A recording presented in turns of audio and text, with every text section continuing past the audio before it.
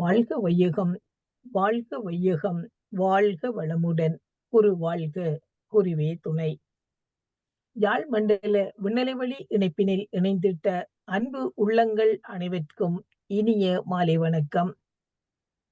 இன்று 9 மைய தவத்தின் விளக்கம் இறுதிப்பாகமாக பாகம் 8 நடாத்தி தருவதற்கு பேராசிரியர் டாக்டர் பாலசுப்ரமணியம் ஐயா அவர்கள் இணைந்திருக்கின்றார். மெஞ்ஞான கருத்துக்களை திருமந்திரம், வேதாத்திரியம், மருத்துவ விஞ்ஞானம் என்ற முக்கலவை கொண்டு விளக்கி வருகின்ற எங்கள் பேராசிரியர் டாக்டர் பாலசுப்ரமணியம் ஐயா அவர்களை 9 மைய தவ விளக்கம் பாகம் 8 எமக்கு நிகழ்த்தி தருமாறு அன்போடு அழைக்கின்றோம். வாழ்க வளமுடன் ஐயா. வாழ்க வையகம், வாழ்க வையகம், வாழ்க வளமுடன். சிந்தனையை உடல் நலத்தை சீரமைத்து உய்வித்த குருவே வாழ்க. வாழ்க குருபுகழ், வாழ்க வேதாத்திரியம். குரு வேதாத்திரி மகரிஷி சூட்சுமமாக எழுந்தறிந்து இந்த வகுப்பை சிறப்பாக நடத்தி தருமாறு வேண்டிக் கொண்டு, உலக சமுதாய சேவா சங்கம் யாழ் மண்டல தலைவர் துணை பேராசிரியர் அருள்நிதி குழந்தைவேல் ஐயா அவர்களுக்கும், யாழ் மண்டலம் விஷன் துணைத் தலைவர் பேராசிரியர் ரகுபாலா அம்மா அவர்களுக்கும், உன்னியூர் மனவளக்கலை மன்ற அறக்கட்டளை தலைவர் பேராசிரியர் மாணிக்கவாசம் ஐயா அவர்களுக்கும், இந்த வகுப்பில் கலந்து கொண்டிருக்கின்ற பேராசிரியர்கள், துணை பேராசிரியர்கள், அருள்நிதியர்கள், இருபால் மெய்யன்பர்கள், உங்கள் அனைவருக்கும் என்னுடைய பணிவான வணக்கங்களும் வாழ்த்துக்களும். வாழ்க வளமுடன். 9 மைய தவம் விஞ்ஞான விளக்கம் என்ற விளக்க உரையில் இதுவரை நமது உடலுக்குள் இயங்குகின்ற 7 மையங்கள், 7 சக்கரங்கள், 7 நிலைகள், சக்தி நிலைகள், இந்த சக்கரங்களால் ஆளப்படுகின்ற நாளமில்லா சுரப்பிகள், மூலாதாரத்தில் பால் சுரப்பிகள்ல இருந்து தொடங்கி சுவாதிஷ்டானம் அட்ரினல் சுரப்பி, மணிபூரகம் கணியம் சுரப்பி, அநாகதம் தைம சுரப்பி, விசுத்தி தைராய்டு பராதைராய்டு சுரப்பி, ஆகினை பிட்யூட்ரி சுரப்பி, சகஸ்டதளம் பீனியல் சுரப்பி என்ற இந்த உடல்ல இருக்கக்கூடிய முக்கியமான 7 நாளமில்லா சுரப்பிகள், அவற்றினுடைய அமைவிடம், அமைப்பு, தொழில், அவற்றால இயக்கம் சுரக்கப்படுகின்ற உயிர் வேதியியல் பொருட்களான ஹோமோன்கள், அந்த ஹோமோன்களினுடைய இயக்கம், இவற்றையெல்லாம் நாங்கள் விளங்கிக் கொண்டு இன்று இந்த பிண்டத்தை விட்டு இந்த பிண்டத்துக்கு வெளியில் இருக்கக்கூடிய 2 நிலைகள் பற்றிய விளக்கம் காண இருக்கின்றோம்.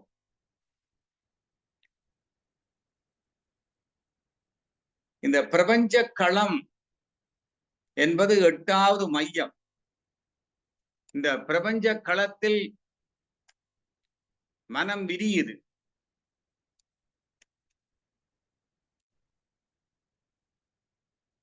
மனம் விரிந்து அந்த பிரபஞ்ச களத்தோடு ஒன்றி நிற்கிறது.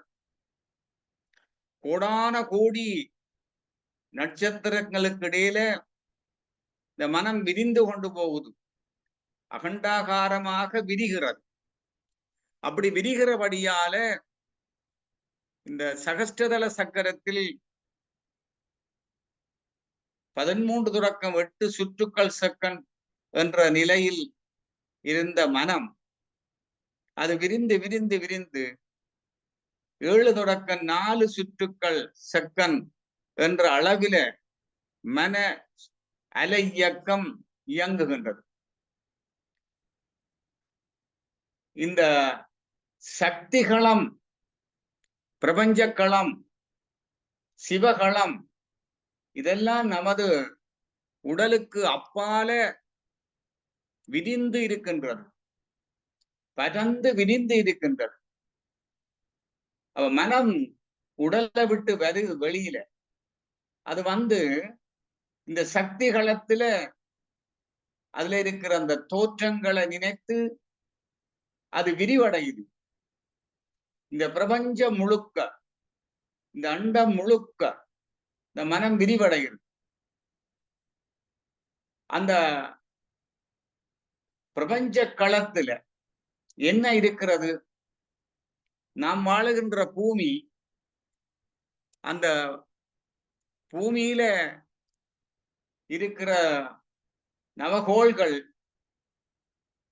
அதனுடைய அந்த சூரிய மண்டலம், இப்படி கோடிக்கணக்கான சூரியன்கள், அது இந்த தொகுப்பு, அது பால்வெளி மண்டலம், மில்கி வே கேலக்சி.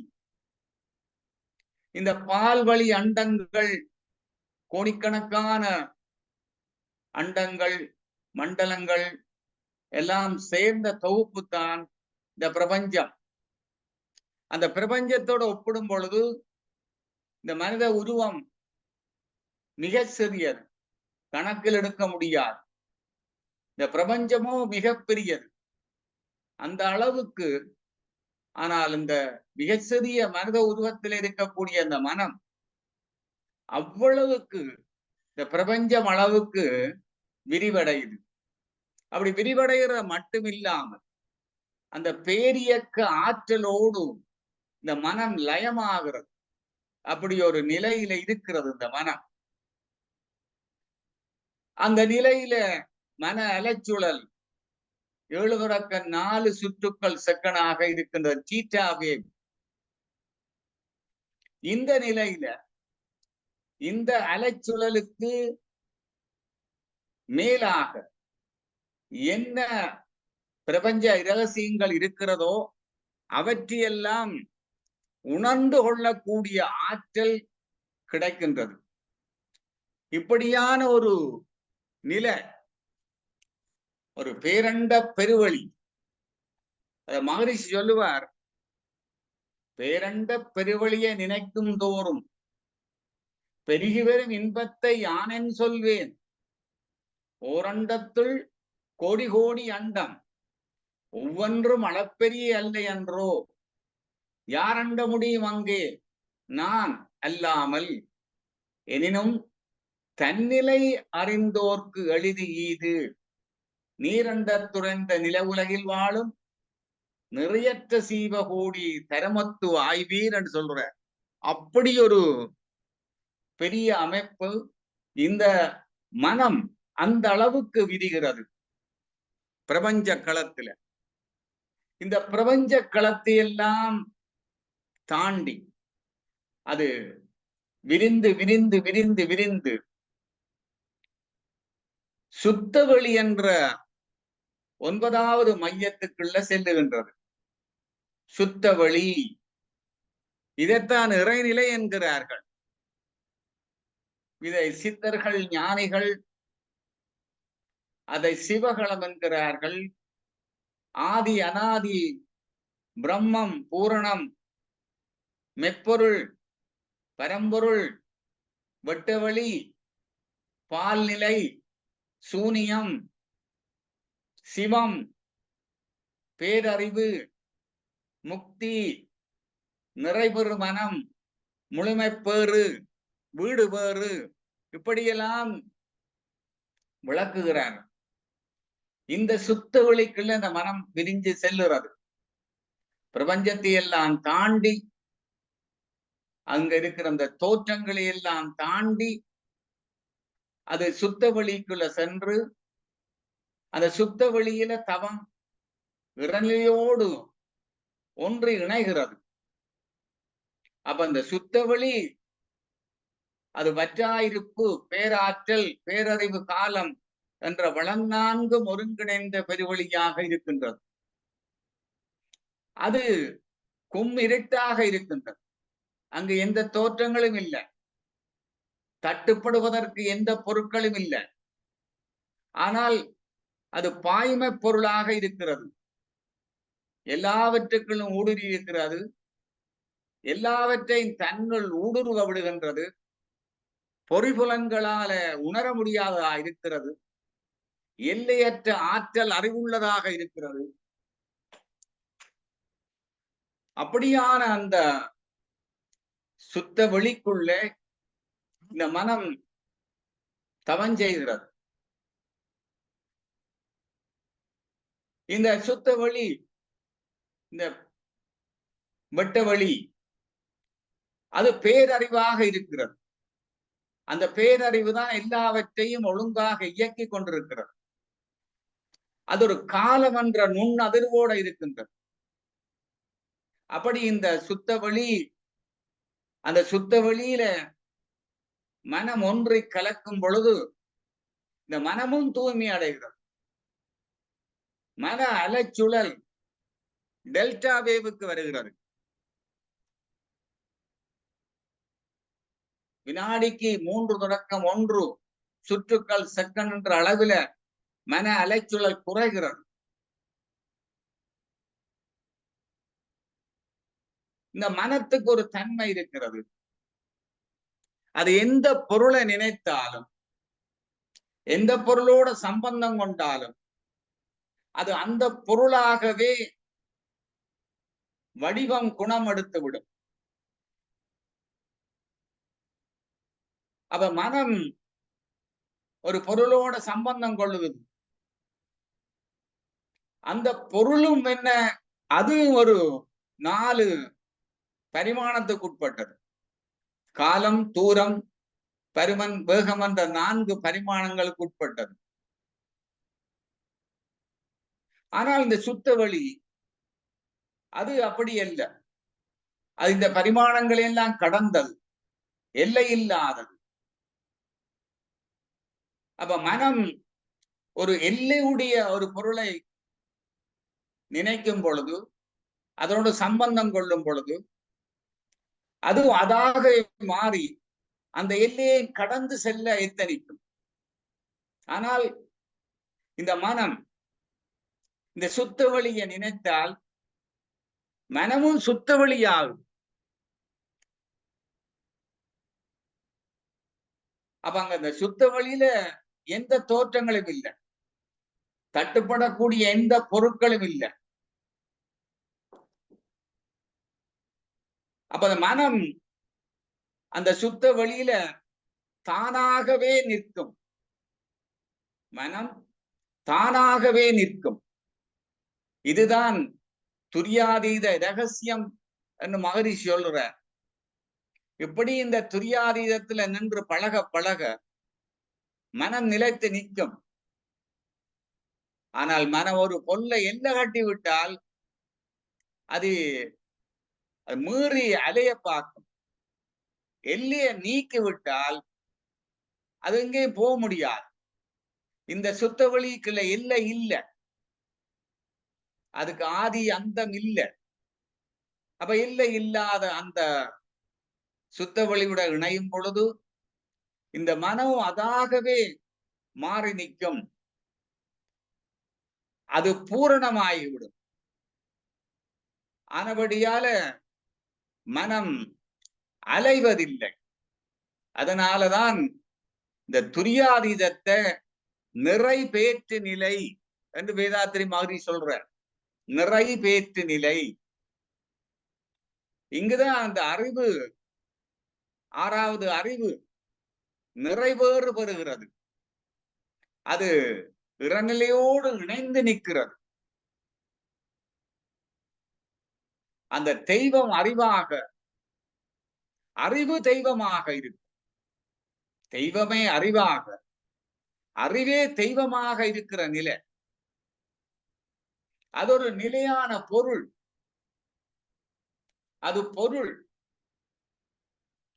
அப்ப பொருள் நிலையில ஒன்றாயிருக்கும், இயக்க நிலையில வேறு வேறாக இருக்கும். பொருள் நிலையில அது ஒன்றுதான். ஆனா இயக்க நிலையில அது பலவாக இருக்கின்றது,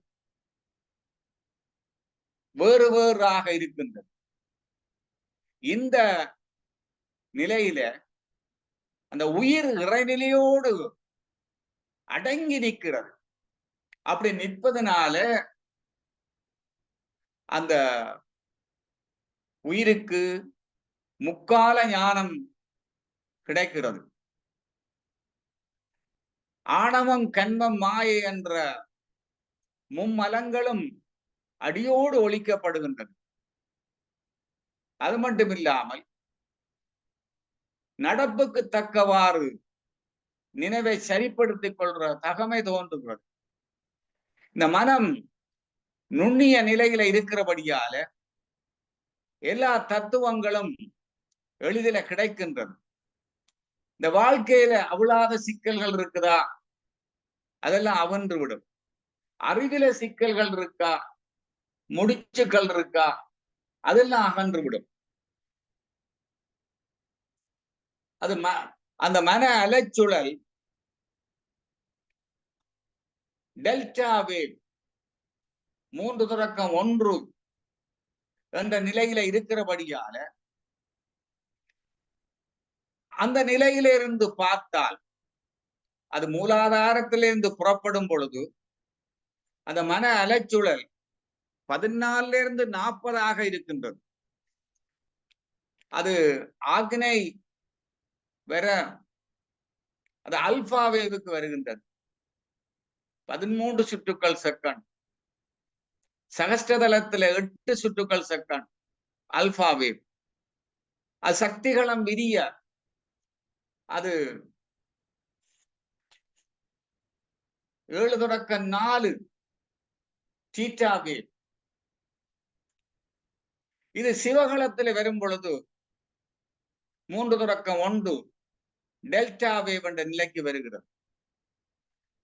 14 40 என்ற அலநிலையில இருந்து பார்த்தால் அந்த மனிதனுக்கு இந்த 14க்கு மேல என்ன அந்த அதிர்வியக்கத்துல இரகசியங்கள் இருக்கிறதோ, பதிவுகள் இருக்கிறதோ, அதுதான் புலப்படும். ஆனால் சக்திகளத்துல 7.4 இந்த நிலையில அதுக்கு மேல என்ன அதிர்வுகள் இருக்கிறதோ அதை உணரக்கூடியதா இருக்கும்.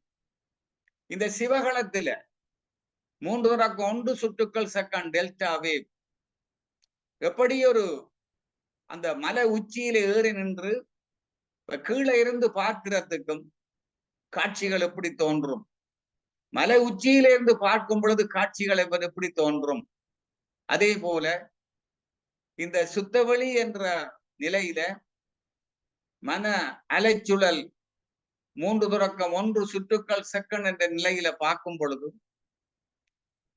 எல்லாவற்றையும், இந்த தோற்றங்களை அனைத்தையும், எல்லா இரகசியங்களையும் அறியக்கூடியதாயிருக்கிறது. இப்படி எந்த அதிர்வியக்கத்துல இந்த மனம் நின்றால் இந்த பிரபஞ்ச ரகசியங்கள் எல்லாம் புலப்படுமோ, அறியப்படுமோ, உணரப்படுமோ, அந்த இடம்தான் சமாதி நிலை. அது ஒரு அனுபவ நிலை, சமாதி நிலை. அதுதான் சமாதி நிலை. மகரிஷி மனமென்னும் புதினமது சீவகாந்த அலைதான் மனிதனிடம் புலருணர்வில் அதை விரைவு கொண்டு மனச்சுழலோ வினாடிக்கு 14 முதலாய் மாறி பல நிலைகளில் 40 வரை போம். மனமது அகத்தவம் ஆக்கின துரியம் இவற்றில் மலைப்பன்றி 8 முதல் 13 வரையாம். மனம் சக்திகளம் நிற்க 4 முதல் 7ஆம். மறைபொருளான் சிவகலத்தில் 1 முதல் 3ஆம். அந்த அதிர்வியக்கம் அதுல மனம் நின்றால் இந்த பிரபஞ்ச இரகசியங்கள் எல்லாம் அறியப்படும். அந்த இடம்தான் சமாதி நிலை, அனுபவ நிலை. அப்ப அந்த மனத்தின் ஆழமோ அது துரியாதீதம். அங்கே போக போக அந்த நிலையில நிலைக்க நிலைக்க இந்த மனதுக்கு அமைதி உண்டாகும். அவனுடைய வினைகள், முன்வின, தன்வின, பின்வின, எல்லா வினைகளும் கழிக்கப்படுகின்றன. நோய்கள் கூட, நாட்பட்ட நோய்கள் கூட நீங்குது. இந்த அறிவை மெய்ப்பொருளோடு இணைத்து தவமாற்றுற பொழுது அறிவுக்கு அமைதி கிடைக்கின்றது, ஓய்வு கிடைக்கின்றது. முழுமை கிடைக்கின்றது, மௌனம் சாத்தியமாகின்றது. அப்ப இதனால மனதுக்கு மன தூய்மை, வின தூய்மை கிடைக்கின்றது. இறநிலையோடு எண்ணத்தை கலக்க விட்டு ஏற்படுமோர் அமைதியிலே விழிப்பாய் நிற்க நிறநிலையே தானாக உணர்வதாகும். நித்தம் உடலில் உயிர் இயங்கு மட்டும் உறைந்து உறைந்து இந்நிலையில் பழகிக்கொள்ள உலக இன்பங்களில் அளவு கிட்டும். கரை நீங்கி அறிவு மெப்பொருளாய் நிற்கும் கரைந்துவோம் தன்முனைப்பு காணும் தெய்வம். இந்த நில துரியாதீத நில அது தூய பெருநிலை. வேதாத்திரி மாதிரி சொல்றார், தூய பெருநிலை. தூய பெருநிலை துரியாதீதமோ துயர் மகிழ் விரண்டையே துய்த்த என் அறிவை காலம் பருமன் தூரம் விரைவெனும் கணக்கினை கடந்து சக்திகளத்தை கடக்குது, மெப்பொருளோடு இணைத்தது. இனி பழி புரியேன் புரிந்தவை களைந்தேன் இறநிலை உணர்ந்தேன் இணைந்தேன் நிறைந்தேன். இறநிலை உணர்ந்தேன் இணைந்தேன் நிறைந்தேன். சிவ லோகம் சிவ போகம் சிவ யோகம் சிவ போகம் சிவமயம் சிவமாம் தன்மை. இந்த மாதிரி சொல்ற, இறநிலை உணர்ந்தேன் இணைந்தேன் நிறைந்தேன். இனி என் உடல் உயிர் ஆற்றலை முறைப்படி இயக்கி கடமையை ஏற்றமாய் புரிவேன். அப்படியான இந்த சுத்தவெளி துரியாதீதம், இதனால என்ன பயன்கள்? 9 மைய தவத்தால இதுவரை நாங்கள் பார்த்திருக்கிறோம். ஒவ்வொரு மையம் எல்லாம் நல்ல இயக்கம் பெறும். உடல்ல இருக்கிற 7 மையங்களும் சக்கரங்களும் சக்தி நிலைகள் அல்ல இயக்கப்படுகின்றன. அதோடு இயக்கப்படுகின்ற நாளமில்லா சிறப்பிகள் நன்கு இயங்குகின்றது. தவ சக்தி மிகுதியை உடல் சக்தியாக மாற்றுகிறோம். மூலாதாரத்தில தவம் செய்யும் பொழுது புலன்களுக்கு அப்பாலான அறிவு கிடைக்கிறது. சுவாதிஷ்டானம் மணிபூரகத்தில் பிறர் எண்ணத்தை அப்படியே அறிந்து கொள்ளக்கூடிய இருக்கிறது. மணிபூரகத்தில் வீரமும் பயமும் உண்டாகிறது. அபய நிலை வீரம். வீரம்ண்டா என்ன? புலன்களை வெல்லுற ஆற்றல், அதான் வீரம். உடல் வலிமைய அல்ல. உண்மையாக இந்த 5 புலன்களையும் வென்றவன் தான் வீரன். அந்த வீரம். அப்ப பயம் பெறாது. அபய நிலை. இனி விசுத்தி சக்கரத்துல தவம் செய்யும் பொழுது ஆகாசம் பற்றிய தெளிவான அறிவு கிடைக்குது. ஆக்ன சக்கரத்தில் வரும் பொழுது ஆகாமிய வினை தடுக்கப்படுகின்றது. சகஸ்டதளத்துல செல்லும் பொழுது ஆகாமியம் பிராரத்தன் 2 நீங்கிறது. இப்படியான இந்த 9 மைய தவம், அதை பற்றிய விளக்கம். இனி இந்த 9 மைய தவத்தினுடைய மகிமை என்ன?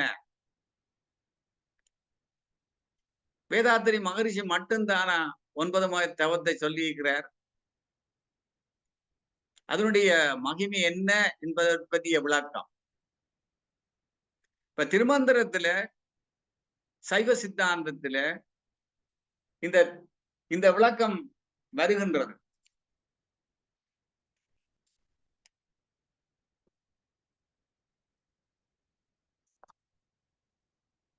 இப்ப நாங்கள்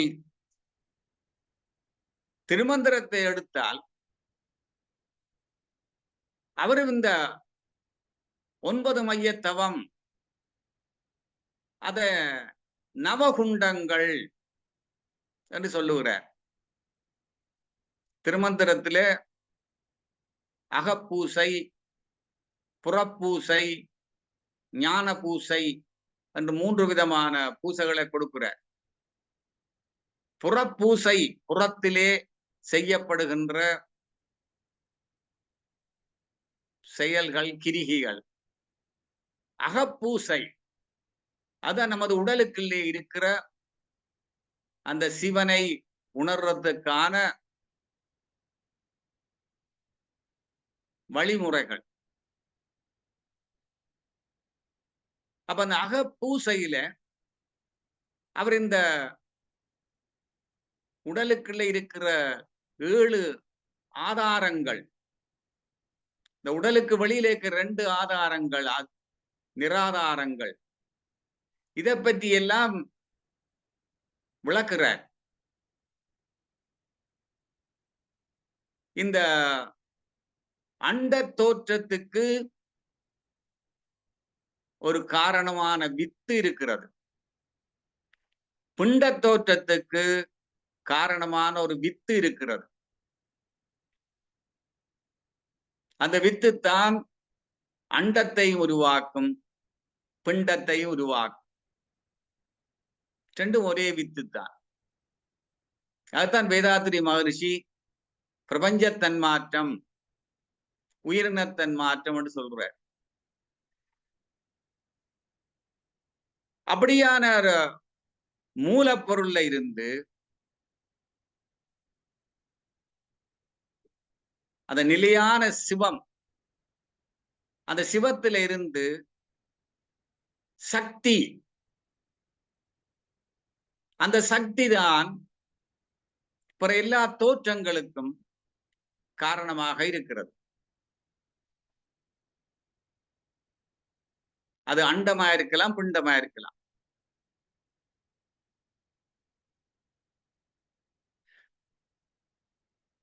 அப்ப மெய்ப்பொருளே விண்ணாகி அறநிலையில் காந்தமாச்சு மேலும் விண்ணடத்தி நிலைக்கேற்ப பூதங்கள் 5மாய் ஐயுணர்வாய் மெய்யுணர்வாய் அனைத்து உருமாகி பெருகியே என்ற வேதாத்திரி மகரிஷி.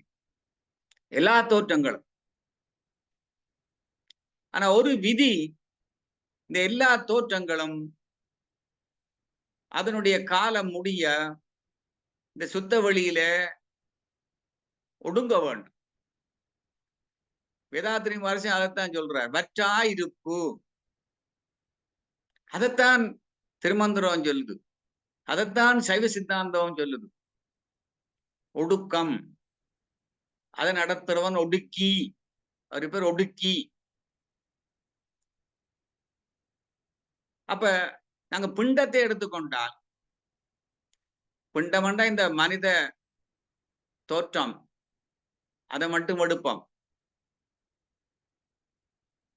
அப்ப இந்த பிண்டம், அதற்குள்ளும் இந்த சக்தி இருக்கிறது.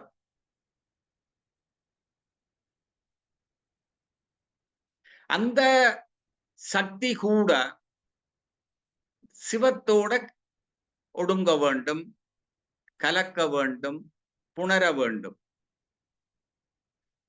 அண்டத்தில் இருக்கிறதும் சிவத்தோடு இணைய வேண்டும். இது நியதி. அப்ப இந்த பிண்டம், இந்த மனித உடம்பு ஏன் கட்டப்படுகிறது? இந்த சீவன்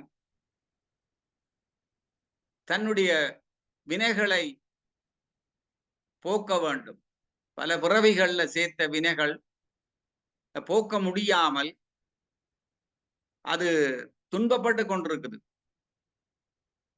அது தன்னுடைய வினைகளை போக்க வேண்டும், இறைவனை அடைய வேண்டும் என்று வேண்டிக் கொண்டிருக்குது. அது வினைகளை போக்க வேண்டுமா இருந்தால் அதற்கு ஒரு உடம்பு வேணும். பிண்டம், அதான் உடம்பு. அப்ப அந்த உடம்பை சுருக்கமாக, அந்த உடம்பை இறைவன் கட்டுறார். கருப்பையில கட்டுறார். எப்படியான உடம்பு? 36 தத்துவங்களோடு கூடிய உடம்பு கட்டப்படுகின்றது. சிவதத்துவங்கள், வித்யா தத்துவங்கள், ஆன்ம தத்துவங்கள். ஆன்ம தத்துவம் 24, வித்யா தத்துவம் 7, சிவதத்துவம் 5. ஆன்ம தத்துவங்கள் 24 என்று சொல்லும் பொழுது பஞ்சபூதங்கள் 5, ஞானேந்திரியங்கள் 5, கண்மேந்திரியங்கள் 5, பஞ்ச தன்மாத்திரைகள் 5, அந்த கரணங்கள் மனம், புத்தி, சித்தம், அகங்காரம் என்று 4. இது ஆன்ம தத்துவங்கள் என்று. வித்யா தத்துவங்கள் 7, மாயை, காலம், நியதி, கலை, வித்தை, அராகம், புருடன். சிவதத்துவம் நாதம், விந்து, சாதாக்கியம் அல்லது சதாசிவம், ஈஸ்வரம், சுத்த வித்த. இவ்வளவும் சேர்ந்த உடம்பு கட்டப்படுது. அந்த உடம்புக்குள்ளதான் இந்த ஆன்மா, உயிர், அந்த பசு அது நிலைக்க வைக்கப்படுகின்றது. நிலைக்க வைத்து அது தன்னுடைய வினைகளை எல்லாம் போக்கி அது அந்த மூலப்பொருளான சிவத்தை அடைய வேண்டும். அதற்காக அது இந்த உடலுக்குள்ள இயங்கிக் கொண்டிருக்குது. ஆனா அதுக்கு எப்படி இந்த சிவத்தை அடைகிற வழி தெரிய இல்லை, தத்தளித்து கொண்டிருக்கிறது. அந்த மானுட உடம்புக்குள்ள இந்த சக்தியும் இருக்கிறார்.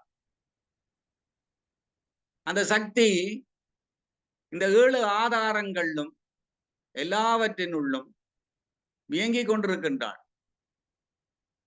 அது மூலாதாரத்தில குண்டலினியாகவும், ஆகனா சக்கரத்தில மனோன்மணியாகவும், சகஸ்டதலத்தில சக்தி சிவம் வைரவியாகவும், இந்த பிரபஞ்ச களத்தில பராசக்தி அதன் முடிவில் ஆதிபராசக்தியாகவும் இயங்கிக் கொண்டிருக்கார்.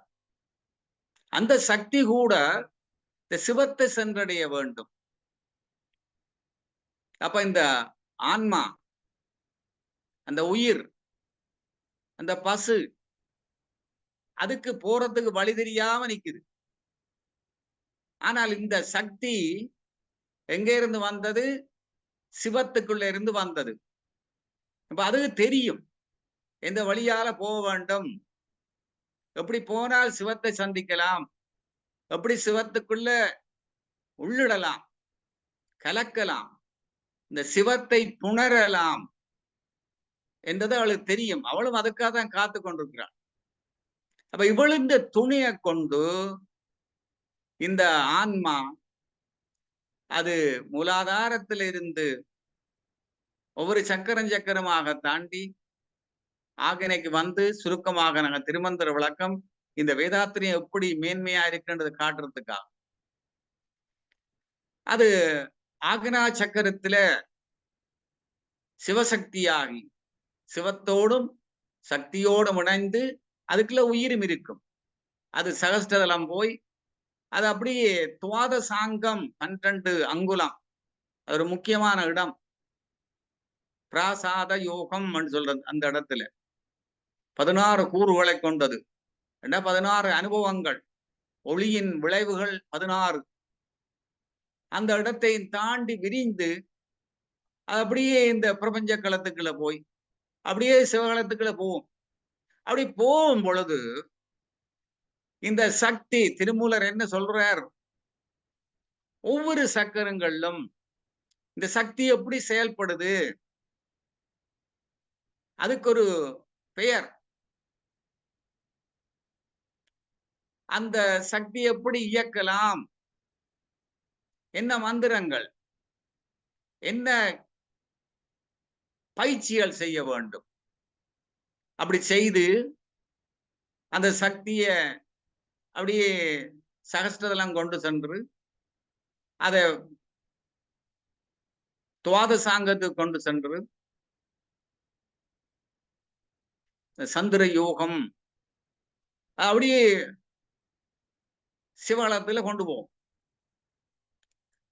அப்ப என்ன சொல்ற திருமூலர், இந்த சக்தியை பிடியுங்கோ, சக்தியை வழிபாடு செய்து சக்தியை பிடியுங்க.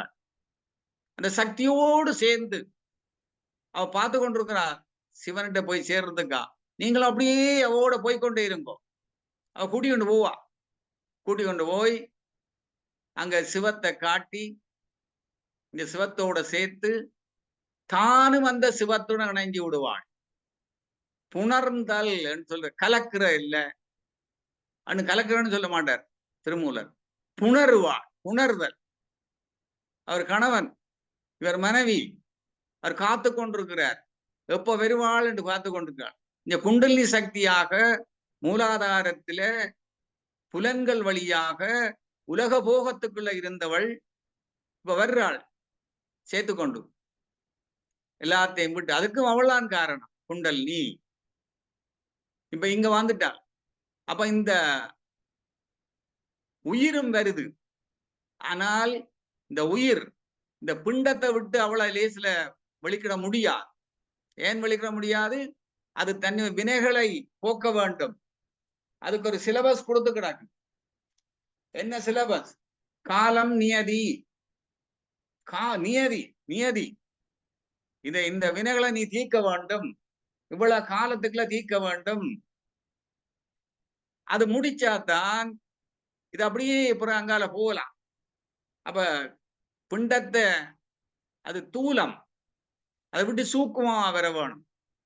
அப்படி அது வரும் பொழுது புரியட்ட காயம் புலப்பட எனக்கு தெரியட்டு நிலையும் தரிசனப்படுத்தி கருத்தினில் கபால வாயில் காட்டி இருத்தி முத்தி எனதன கரளி சொல்ற ஔவையார், விநாயகர் அவல்ல.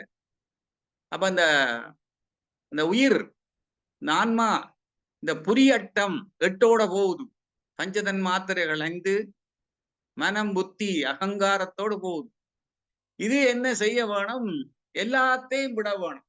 இந்த 36 தத்துவங்கள், அதுல 24 அந்த ஆன்ம தத்துவங்களையும் கழட்ட வேணும். அதுக்கு வினைகளை தீர்க்க வேணும். பிறகு இந்த புரியட்டம் என்ற 8ஐயும் விட வேணும். விட்டுத்தான் அது சிவத்துக்குள்ள போகலாம். அங்க போய் அது சிவத்தோட கலக்கும். இதுதான் இந்த 9 குண்டங்கள், இந்த திருமந்திரத்துல சொல்லப்படுகின்ற 9 மையத்தவம். ஆனால் அப்படி அங்க போன உடனே இந்த சிவத்தோட இணையேக்குள்ள 9 படிகளை தாண்டி 10வது படியான உபசாந்த நிலை என்ற முத்தி அடையுமா. இந்த திருமந்திரத்தை பாருங்க. வாய்ந்த உபசாந்த வாதனை உள்ளம்போய் ஏந்த சிவமாதலில் சிவானந்தத்து தோய்ந்தரல் மோன சுக அனுபவத்தோட ஆய்ந்ததில் தீர்க்கை ஆனது ஈரண்டுமே. வாய்ந்த உபசாந்த வாதனை, உபசாந்ததான் முத்தி. இதைத்தான் வேதாத்திரி மாதிரி சொல்றார். முத்தி சமாதி நிலை, இந்த நிலைக்கு போகணும். அப்ப என்ன கருத்து? இந்த சிவனருளால கிடைக்குது இந்த உபசாந்த அனுபவம். அப்படி கிடைச்சு விட்டால் இந்த தத்துவங்களால எந்த துன்பங்களும் வராது. இந்த நான் என்ற ஆணவம் இல்லை. இதுதான் மகரிஷின்னு சொல்ற. சிவத்தோடு இணைஞ்சு சிவமாகி விடுகிற நிலை. அப்படி சிவத்தோடு இணையும் பொழுது ஒரு ஆனந்தம், அதுக்கு பேர் சிவானந்தம். அப்ப சிவானந்தத்தில மூழ்கிறோம். அந்த சிவானந்தத்தை அனுபவிக்கிற உணர்வு பிறகு அந்த உணர்வு கூட இல்லாம போயிடும். அது முழுமையாக அதாகவே மாறிவிடும். அது எப்படி மௌனத்துல இருக்குதோ அதே மாதிரி இதுவும் மௌன நிலைக்கு வந்துடும். அதான் உண்மையான மௌன நிலை. அந்த உணர்வு வர வேணும். சிவானந்தத்தை அனுபவிக்கணும். அருவி முழுமை வரும் பொழுது மௌனம் தானாகவே வரும். அது சுவானந்தம், சுகா அனுபவத்தோடு அது முக்தி பெற்றுவிடும். அப்ப இந்த உபசாந்தம் அது என்னென்றால் அந்த விருப்பு வெறுப்பு இந்த தன்மைகள் எல்லாம் இல்லாத ஒரு நிலை. இந்த காரணத்தால காரியமோ காரியத்தால காரணமோ இதெல்லாம் ஏற்க முடியாது, அதெல்லாம் வராது. சிவத்தோட கலந்து அமைதியா இருக்கும். இந்த உபசாந்தம் என்றுதான் கடைசி முக்தி, முடிந்த முடிவு, முத்தி நிலை. ஆனா இத பெற 9 படிகளை தாண்டி 10வது படிக்கு போகணும்னு சொல்றாரு திருமூலர். அப்ப என்ன, இங்க பாருங்க, 36 தத்துவங்களும் நீங்க வேணும், மும்மலங்களும் நீங்கி இருக்க வேண்டும், சிவனோடு இணைய வேண்டும், சிவானந்தத்தை அனுபவிக்க வேண்டும். பிறகு தன் உணர்வு, தான் தான் சீவன் என்ற உணர்வு இல்லாமல், சீவன் என்ன சிவன் என்ன வேறில்லை, சீவனார் சிவனாரை அறிகிறார், சீவனார் சிவனாரை அறிந்தபின் சீவனார் சிவனாயிட்டிருப்பரே. அந்த தன் உணர்வு கூட இல்ல. அப்படி கேட்கல, அந்த சிவானந்தம் அனுபவிக்கிற உணர்வு அது கூட இல்லாம போன, அந்த இது கூட இல்லாம, அப்ப அது சிவத்துக்குள்ளே இருந்து அது சிவமாக மாறி மௌனம் கைகூடி சிவமாகவே இருக்கும். இதைத்தான் முத்தி அடைதல், உபசாந்தம் என்று சொல்ற. அப்ப இதுல என்ன ஒப்பீடு, இந்த வேதாத்திரி மகரிஷி இந்த திருமூல சொல்ற இந்த 9 மைய தவத்தை, இது அற்புதம். அவர் இந்த நமது உடலுக்குள்ள இருக்கக்கூடிய 7 மையங்கள், அந்த 7 மையத்திலையும் எப்படி இந்த சக்தி இயங்குகிறாள், அவளை எப்படி இயக்கலாம், அவளுடைய அருளை எப்படி பெறலாம், இதுக்காக ஆதார ஆதேயம் என்ற பாடத்துல 100 திருமந்திரங்கள்ல அதை விளங்கப்படுத்துறார். நம்முடைய மகரிஷி வேதாத்திரி மகரிஷியோ மிக இலகுவாக இந்த மூலாதாரத்தில் இருந்து எப்படி நாங்கள் இந்த சுத்த வெளிக்குள்ள போகலாம், அதற்கு இந்த மனசை எப்படி பயன்படுத்துறது, மன அலைச்சுழலை எப்படி பயன்படுத்துறது என்று இலகுவாக எல்லோரும் செய்யக்கூடிய முறையில அவர் இந்த 9 மைய தவத்தை எங்களுக்கு தந்திருக்கிறார். அப்ப இந்த 9 மைய தவத்தால இந்த மனதை நுண்ணிய நிலைக்கு கொண்டு செல்வதால எப்படி நாங்கள் ஒவ்வொரு சக்கரமாக தாண்டி இந்த சிவகளத்துல சென்று, அந்த சக்திகளத்துக்கு சென்று, அந்த சக்திகளத்தில் இருக்கக்கூடிய இந்த பிரபஞ்ச ரகசியங்களை எல்லாம் உணர்ந்து இந்த சிவகளத்துக்குள்ள சென்று அந்த சிவானந்தத்தை அனுபவிக்கிற அந்த உண்மைய மிக எளிமையாக 9 மைய தவமாக தந்திருக்கிறார். இத திருமூலர் நவகுண்டம் என்ற தலைப்பில அத புறப்பூசையாக 9 குண்டங்களை அமைத்து அதில மந்திரங்களை செவித்து கிரிகைகள் பூஜைகளை செய்து எப்படி சக்தியை பெறலாம், அதை விடுத்து உடலுக்குள்ள இருக்கக்கூடிய இந்த நவகுண்டங்கள்ல எப்படி தியானம் செய்து இந்த சக்தியை பெற்றுக்கொள்ளலாம், சிவத்தை அடையலாம் என்ற வழிமுறைகளை கூறியிருக்கின்றார். இதை எளிமையாக வேதாத்திரி மகரிஷி எங்களுக்கு இந்த 9 மைய தவத்தை தந்திருக்கின்றார். அப்போ இந்த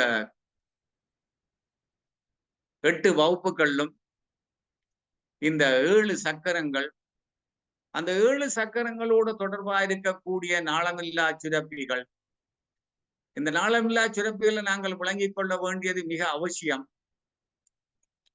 அப்ப அந்த நாளமில்லா சுரப்பியலை எல்லாம் நாங்கள் விளங்கி அது நாங்கள் தவம் செய்யும் பொழுது எங்களுக்கு 2 விதமான நோக்கம். ஒன்று, உடல் சார்ந்த நன்மைகள் சிலருக்கு நோக்கமாக இருக்கலாம், சிலருக்கு ஆன்மீக உயர்வுதான் நோக்கமாக இருக்கலாம். 2 விதமான நோக்கங்களுக்குமாக தங்களோட பயிற்சிக்கு வருகிறார்கள். அப்ப 2 பேருக்கு நாங்கள் விளக்கம் சொல்ல வேண்டும், வழியை ஏற்படுத்தி கொடுக்க வேண்டும். அந்த முறையில இந்த 8 வகுப்புகளிலும் இந்த நாளமில்லா சுரப்பிகளை பற்றி முடிந்த வரையில அதனுடைய இருப்பிடம், அமைவிடம், அமைப்பு, தொழில், அது சுரக்கிற ஹோமோன்கள், அது உடல்ல நடாத்துற உடல் இயக்கங்கள், விளைவுகள், அது எப்படி தவத்தால இந்த ஹோமோன்களை நாங்கள் சமநிலைப்படுத்தலாம், சமநிலைப்படுத்தப்படுகின்றது, இதற்கு என்ன விஞ்ஞான ஆராய்ச்சி ஆதாரங்கள் என்ற முறையில இவற்றையெல்லாம் தரப்பட்டிருக்கின்றது. அறிஞர் பெருமக்களே, நீங்கள் இவற்றையெல்லாம் படித்து நீங்கள் மற்றவர்களுக்கு இதை கொண்டு செல்லும் பொழுது இந்த அடிப்படையில உங்களுடைய நீங்களும் நிறைய வாசித்திருப்பீர்கள், இதுகளையும் சேர்த்து நீங்கள் உங்களுடைய வகுப்புகள்ல இதை பயன்படுத்தலாம் என்று கூறிக்கொண்டு, இப்படியான ஒரு அரிய வாய்ப்பை எனக்கு தந்தருளிய யாழ் மண்டல தலைவர் துணை பேராசிரியர் அருள்நிதி குழந்தைவேல் ஐயா அவர்களுக்கும், யாழ் மண்டல விஷன் துணைத் தலைவர் பேராசிரியர் ரகுபால அம்மா அவர்களுக்கும், எல்லாவற்றுக்கும் மூல காரணமாக இருந்த உன்னியூர் மனவளக்கலை அறக்கட்டளை தலைவர் பேராசிரியர் முனைவர் மாணிக்கவாசம் ஐயா அவர்களுக்கும், இந்த வகுப்புகளிலே தொடர்ந்து பங்கு பெற்றி வெற்றியெல்லாம் செவிமடுத்த அறிஞர் பெருமக்களாகிய உங்களுக்கும் என்னுடைய நன்றிகள், வாழ்த்துக்கள்.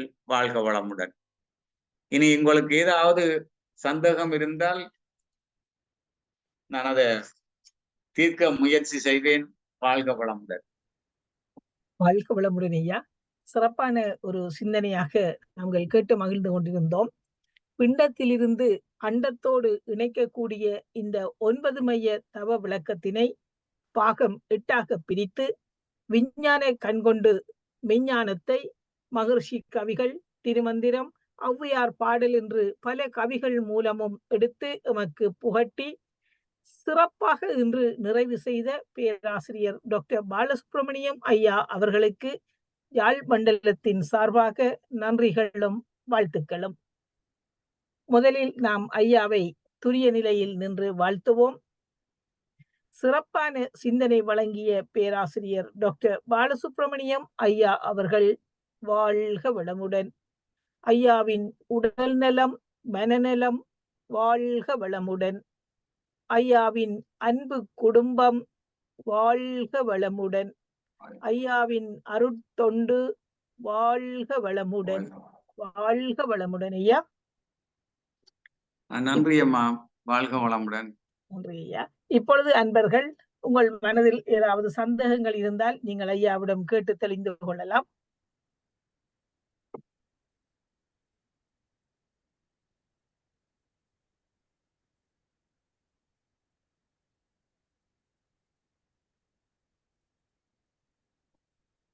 வினாக்கள். சாந்தியம்மா, வாழ்க வளமுடன். வாழ்க வளமுடன்மா ஐயா. வாழ்க வளமுடன் ஐயா. ஐயா, உணர்ந்தேன், நிறைந்தேன், சாமிஜி சொல்லியிருக்காரு, உணர்ந்தேன், சுத்த வெளியில உணர்ந்தேன், நிறைந்தேன், இன்னொன்னு என்னங்க? உணர்ந்தேன், இணைந்தேன், நிறைந்தேன். இணைந்தேன் அப்புறம் நிறைந்தேன்ங்களாங்கய்யா? நிறைந்தேன். சிறப்பான விளக்கங்கள் ஐயா. உங்களது 36 தத்துவங்களையும் இன்னொரு தடவை நாங்க கேட்டாதான் எங்களுக்கு நல்ல ஒரு கிடைக்குங்க ஐயா. நல்ல சிறப்பா இருந்துச்சுங்க ஐயா. அந்த நம்ம துரியாதீதம் போகும்போது கூட சாதாரண நாள்ல உட்காரும் போது நமக்கு அந்த அளவுக்கு ஆழ்ந்து போக முடியறது இல்ல. ஒரு 2 ஒரு 5 ஒரு கொஞ்ச நேரம் தான் நம்மளால அந்த துரியாத நிலையை இது முடியுது. மௌனங்கள் இருக்கும்போது ஓரளவுக்கு நமக்கு இது பண்ண முடியுது. ஆழ்நிலை தியானங்கள் இருக்கும்போது கூட ஓரளவுக்கு நமக்கு கிடைக்கப்பெற மாதிரி இருக்குது. இன்னும் ரொம்ப நீண்ட நெடுநேரம் ஆழ்ந்து ஆழ்ந்து போறதுன்றது ஆழியார் போனோம்னா நமக்கு ஆழியார்ல மௌனம்லாம் கலக்கும்போது நமக்கு அங்கேயே இருந்து நம்ம சூழ்நிலைகள்லாம் ஒத்து வருது. வீட்டு பிரச்சனைகள் நம்ம எந்த ஒரு சூழ்நிலையும் நமக்கு டிஸ்டர்பன்ஸ் இல்லாதபோது ஓரளவுக்கு நமக்கு அந்த மாரி ஒரு நிலையை அடையறதுக்கு நல்ல உதவியா இருக்குதுங்க ஐயா. நம்ம குடும்பத்துல இருந்துட்டு வீட்ல இருக்கும்போது நம்ம செய்யும்போது அந்த அளவுக்கு எட்ட முடியலைங்க. அதுதான் ஒரு பெரிய இதா இருக்குங்க ஐயா. நன்றிங்க ஐயா. நல்ல விளக்கங்கள் ஐயா. இன்னும் மறுபடியும் ஒரு தடவ இத நாங்க கேட்டா தான் இன்னும் எங்களுக்கு நல்லா விளக்கம் புரியுங்க ஐயா. நன்றிங்க ஐயா. இது நீங்கள் என்ன வாழ்க வளமுடன். எல்லாரும் எல்லோருக்கும் ஒரு அறிவித்தல். இது ஜப்னா ஜோன் என்ற யூடியூப்ல இது உடனே வரும், நாளைக்கே வந்துடும். இப்ப நீங்க அதுல பார்க்கலாம். நன்றிங்க. தேவையானவர்கள் பார்த்துட்டு இருக்கேங்க எடுத்துக்கொள்ளலாம். ஐயா. ஜப்னா ஜோன் பார்த்துட்டு இருக்கேங்க ஐயா. நன்றிங்க ஐயா. நாங்க மறுபடியும் ஒரு தடவ நன்றி அம்மா, கேட்கறது நன்றி. எங்களுக்கு நல்லா நல்லா தெரியுது. நல்ல விளக்கங்கள் ஆ, நல்லா பொறுமையா தெரிய வருதுங்க ஐயா. நன்றிங்க ஐயா. வாழ்க வளமுடன். நன்றி அம்மா, நன்றி. வாழ்க வளமுடன். நன்றி அம்மா. வாழ்க வளமுடன். கேள்விகள் எழாத பட்சத்தில் நாங்கள் நிறைவுக்கு வருவோம். உலக நல வாழ்த்து. சாந்தி அம்மா படியுங்களேன் உலக நல வாழ்த்து. நன்றிங்கம்மா. வாழ்க வளமுடன். அனைவருக்கும் நன்றி. வாழ்க வளமுடன். உலக நல வாழ்த்து. உலகமெல்லாம் பருவமழை ஒத்தபடி பெய்யட்டும். உழவரெல்லாம் தானியத்தை உவப்புடனே பெருக்கட்டும். பல தொழில்கள் புரிகின்ற பாட்டாளி உயரட்டும். பகுத்துணர்வில் தொகுத்துணர்வு பண்பாட்டை உயர்த்தட்டும். கலகங்கள் போட்டி பகை கடந்தாட்சி நடக்கட்டும். கல்லாமை கடன் வறுமை கலங்கங்கள் மறையட்டும். நலவாழ்வை அளிக்கும் ஞான ஒளி வீசட்டும். நம் கடமை அறவாழ்வின் நாட்டத்தே சிறக்கட்டும். நம் கடமை அறவாழ்வின் நாட்டத்தே சிறக்கட்டும். வாழ்க வையகம், வாழ்க வையகம், வாழ்க வளமுடன். நன்றிங்கம்மா. வாழ்க வளமுடன். நன்றி சாந்தி அம்மா. சிறப்பாக உலக நல வாழ்த்து செய்த அம்மா அவர்களுக்கு எமது நன்றிகள். இன்று எமக்கு சிறப்பான சிந்தனையை வழங்கிய பேராசிரியர் டாக்டர் பாலசுப்ரமணியம் ஐயா அவர்களும், உன்னியூர் அறக்கட்டளை தலைவர் முனைவர் மாணிக்க வாசகம் ஐயா அவர்களும், இந்த இணைப்பிலே இணைந்துள்ள அன்பு உள்ளங்கள் அனைவரும், நீங்களும் உங்கள் அன்பு குடும்பமும் வாழ்க வளமுடன் என்ற வாழ்த்தினை யாழ் மண்டலத்தின் சார்பாக உங்களுக்கு வழங்கி இந்த நிகழ்வை நாம் இனிதே நிறைவு செய்து கொள்கின்றோம். நன்றி. வாழ்க வளமுடன். நன்றி அம்மா. அனைவருக்கும் நன்றி. வாழ்க வளமுடன். நன்றி ஐயா. வாழ்க. இந்த chat boxல கேட்டிருக்கேன் அம்மா, அந்த அதில் போடலும் அறியல. இந்த நம்பர் கேட்டிருக்கேன் அம்மா, கண்ட்ரி கோட் நம்பர். வாழ்க வளமுடன். அருமையான உரைங்க ஐயா. வாழ்க வளமுடன். ஐயா வாழ்க வளமுடன். வாழ்க வளமுடன். நான் நீங்கள் இருந்தது தெரிய இல்லை ஐயா, மன்னிக்கணும். வாழ்க வளமுடன். 8 வாரங்கள்ல 9 தவங்கள்ல சொல்லி 10ஆவதா இருக்கக்கூடிய அந்த உப சாந்தி நிலையை சொல்லி கொடுத்துருக்கீங்க. ரொம்ப அற்புதம். உங்களுடைய ஸ்பெஷாலிட்டியை எளிமைப்படுத்துறதுதான். எளிமைதான். அதாவது குழந்தைக்கு சோறு ஊட்டுறது போல நீங்க ரொம்ப அழகா எல்லாத்தையும் எப்படி ஒரு தேனி போய் எல்லா இடத்துலயும் தேடி எடுத்துட்டு வந்து அந்த தேனை மட்டும் நம்ம கொடுக்குதோ அந்த மாதிரி நீங்க கொடுத்துட்றீங்க ஐயா. அருமையான ஆராய்ச்சி, தேடுதல், சொல்லக்கூடிய விஷயங்கள் தெளிவு, அழுத்தமா சொல்லக்கூடிய, விளக்கமா சொல்லக்கூடிய அந்த ஒரு செயல்பாடு எல்லாமே எல்லாருக்கும் ரொம்ப பயனுள்ளதா இருக்குங்க ஐயா. நன்றி, வாழ்த்துக்கள். நீங்க பெரிய நன்றி பொக்கிஷம் ஐயா. நன்றி நன்றி. உங்களுடைய வாழ்த்துக்களுக்கு நன்றி ஐயா. வாழ்க வளமுடன். இல்ல மாஷா இது அல்லாஹ், இந்த மாஷா. வேதாத்திரியத்தையும் திருமந்திரத்தையும் சயின்ஸையும் இணைக்கல அது மிகப்பெரிய சந்தோஷம். இன்னும் நிறைய இருக்குது. சைவ சித்தாந்தம், திருமந்திரம், வேதாத்திரியத்தோட ஒப்பிட்டு இன்னும் இதுலயே இன்னும் எவ்வளவு விளக்கங்கள் இருக்கு. அது கொஞ்சம் கூடிப்போம் சபையோருக்கு. அப்ப அதை அதிகம் கொண்டுல 36 தத்துவங்கள் என்னோட பயப்படுகிறேன். அதுலயும் ஒரு விஷயம் இல்ல அப்படின்றத புலப்படுத்தி அதை எப்படி வேதாத்திரி மகரிஷி எளிமையா கையாண்டிருக்கிறார் என்பதை பற்றி நாங்கள் எவ்வளவோ எடுத்துக்காட்டி சொல்லலாம். அப்ப அது அவர் இந்த 7 ஆதாரங்களை 100 திருமந்திரத்துல விளக்குறார் ஐயா. இந்த சக்தி எப்படி இயங்கும் என்றதை பற்றி அது அந்த அதை பக்தி மார்க்கத்துல உள்ளவையும் செய்யலாம், ஞான மார்க்கத்துல போறவையும் செய்யலாம் என்ற முறையில மிக அற்புதமாக கொண்டு போறார். அப்ப அதை வேதாத்திரி மகரிஷி எப்படி கொண்டு போறாருன்றதான் நாங்கள் அதை ஆய்வு செய்கிறோம்.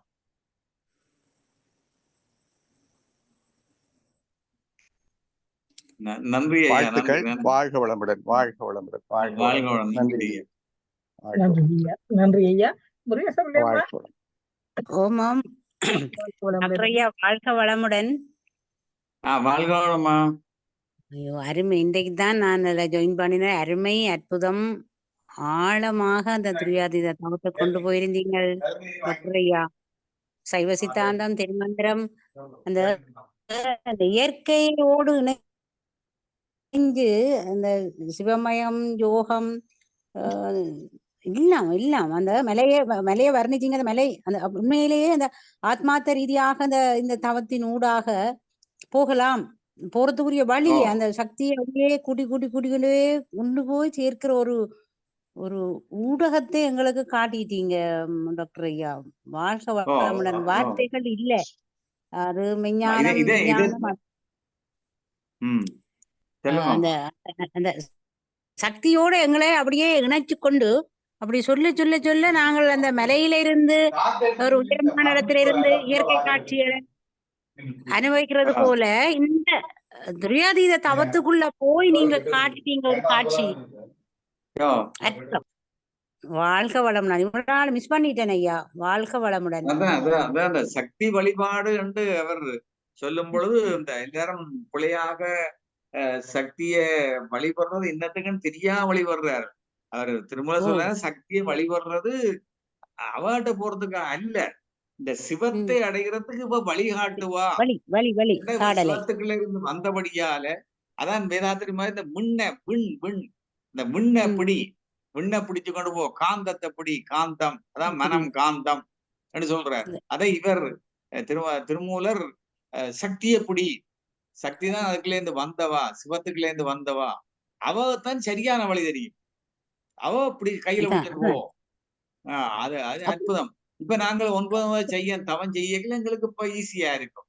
என்ன செய்யறோம் என்று எங்களுக்கு விளங்கும். உண்மையா நாங்கள் அதை விளங்கி கொண்டு போய் இன்னும் எங்களுக்கு தவம் நல்லா சித்திக்கும்.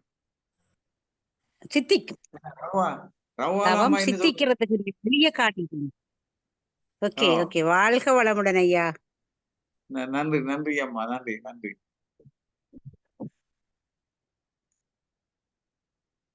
நன்றி ஐயா. நிறைவு செய்யறேன். நிறைவு செய்வோம். நிறைவு செய்வோம். ஆமா ஐயா. வாழ்க வளமுடன்.